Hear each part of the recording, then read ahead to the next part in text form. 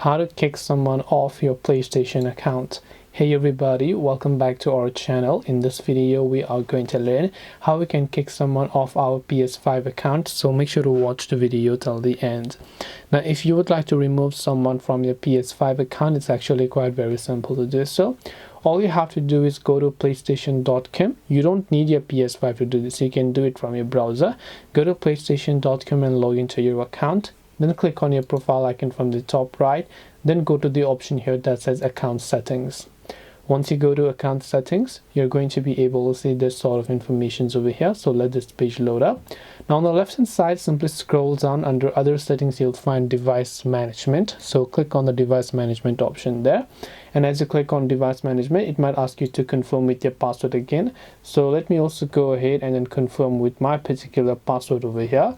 And once you've confirmed with your password, you'll be able to see a list of devices that are currently logged into your PlayStation account. So you can see the Blu-ray disc player and the PlayStation consoles. Select those consoles, click on deactivate all devices, and all those devices will get deactivated. In other words, your PS5 account will get logged out of those consoles.